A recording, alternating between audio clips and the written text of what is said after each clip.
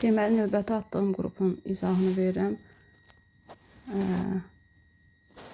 Birinci sualda Y birləşməsinin kimya formunu müəyyən edin. Aktiv metallar natrium su ilə reaksiyaya girəndə natrium hidroksidi alınacaqdır. Natrium hidroksidin 2 molunun sulfat turşuda reaksiyasından normal duz natrium 2 SO4 C variantı.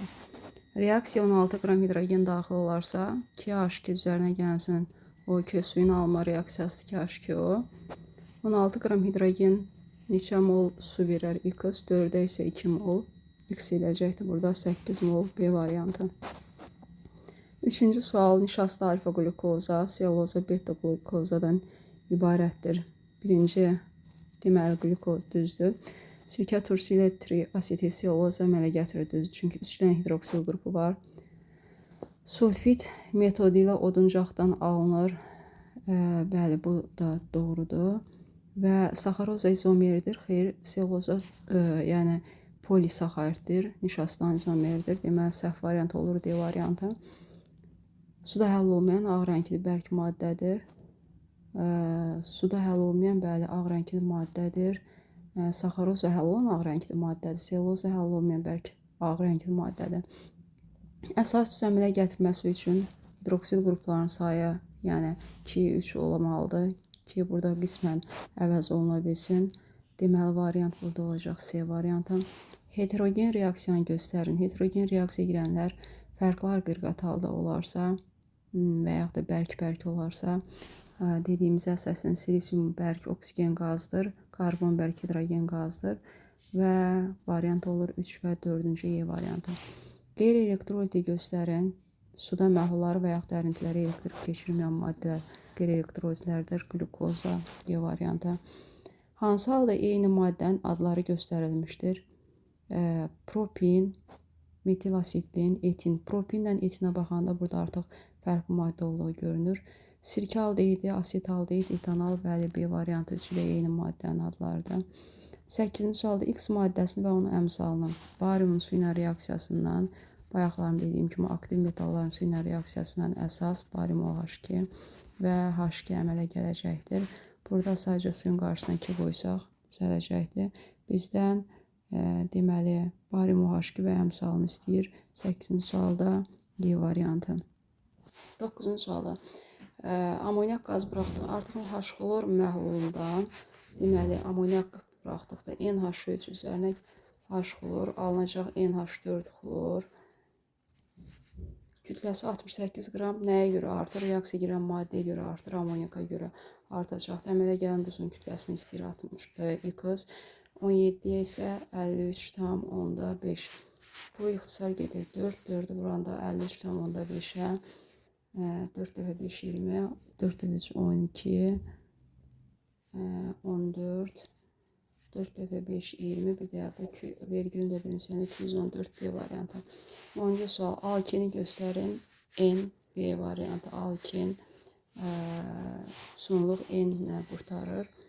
Sonra növbəti sual, 11-ci sualda, alüminium və mis qarışığını ayırmaqdan ötürü qələbdən istifadə edə bilərik. Çünki alüminium amfoterdir, qələbinə reaksiya daxil olacaq, mis daxil olmayacaqdır.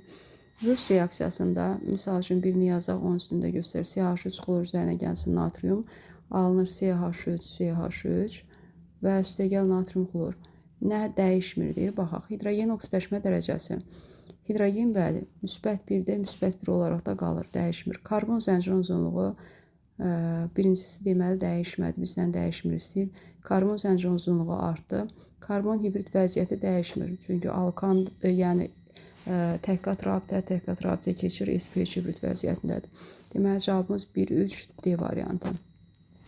13-cü sualda tərkibində dəmir olan maddəni göstərin. Burada teflon C-fluor2-dir. Yəni teflonda yoxdur. Silvinit kalium xlor, natrium xlordur. Sementlit tərkibində dəmir olan maddə D variantı. X və Y maddələrini müəyyən edin 14-cü sualda. Deməli, ferium OH2, dəmir 2 hidroksid parçalanır. Ferium, dəmir 2 oksidə. Dəmir 2 oksidin H-xlorla reaksiyasına dəmir xlor 2. Y maddəsi dəmir xlor 2 olan variantlar olacaqdır. B, C və eyni zamanda dəmir xlor 2-nin kalium OH-la reaksiyasına Deməli, birinci X istədik, X-i tapdıq, dəmir 2 oksid variantımız oldu, C variantı. Dəmir 2 oksid, dəmir 2 xlorid. 15-ci sual, sintez qaz alınır.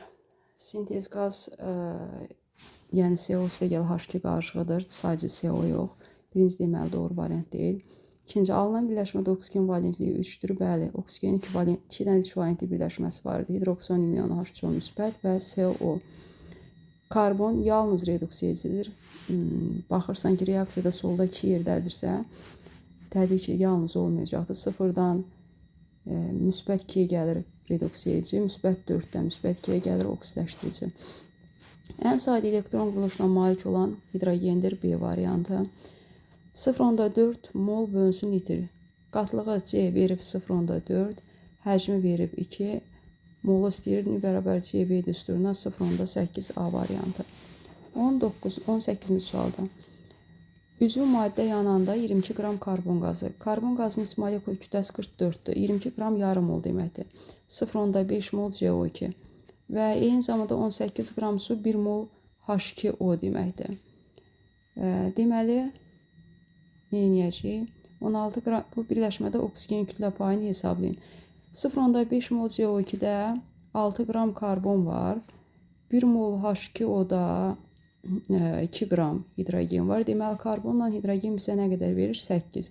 16-nın 8-ini karbon hidrogen verir. Deməli, yerdə qalan hissəsi isə oksigenə aiddir. Yəni, 16-nın da 8 oksigen. 8 bölü 16 vurulsun 100 və variantımız 50% C variantı. Sonra növbəti 19-cu sualda. Kükürt hansı maddələrlə reaksiyası adi şəraitdə gedir? Kükürdün burada florla reaksiyası, flor çox aktiv olduğuna görə reaksiyası adi şəraitdə gedəcəkdir. Ümumiyyətcə, kükürt halogenlərdən yodla reaksiya daxil olmur. Qeyri-metallardan azotla reaksiya daxil olmur. Qızıl, platin, iridiumla reaksiya daxil olmur. Bunu yadımızda saxlayaq. Deməli, ikinci reaksiyada adi şəraitdə gedən reaksiyadır. Sıxlığı metandan 2 dəfə çox olan, metanın sıxlığından 2 dəfə çox, yəni 16-dan 2 dəfə çox 32. Həcmi 22,4-dür, normal şəraitdə 9,6-ını bizdən istəyir. Bu isə eləyəcək, deməli 3, 3-ü 22-də 0,3, 0,3-ü 22,4-də vuranda altdan bizdə 72 B variantı.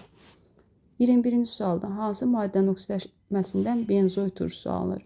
Kənarda bir dənə CH3 radikalı olan, bu isə toluoldur, D variantı. CH3 radikalı oksidləşir. Bu isə oksidləşəndə sadəcə COH belə yazırıq.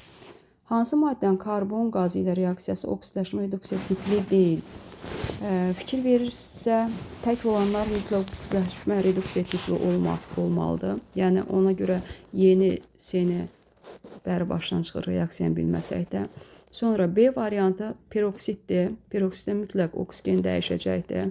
Yəni, CO2 ilə reaksiya giribsə, deməli, buradan bunu da çıxırıq. Qalır bir dənə C-D-nin arasında problem də qala bilərsə, reaksiya yadınızdan çıxarsa. D variantında biz sintez qaz, su qazının alınması ilə yadımızda saxlamalıyıq. Karbon qazının metanla reaksiyasından sintez qazı və yaxud da su qazı CO üstə gəlsin, H2 alınır. Yəni, tək halda olan hidrogen 0 vəziyyətlə keçir, oksidləşmə dərəcəsini dəyişir.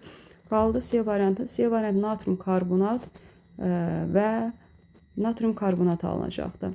Və natrium karbonat alındığına görə də burada heç biri dəyişmir. Yəni, karbon qaz müsbət 4-dən, karbon müsbət 4-dən müsbət 4-ə keçir.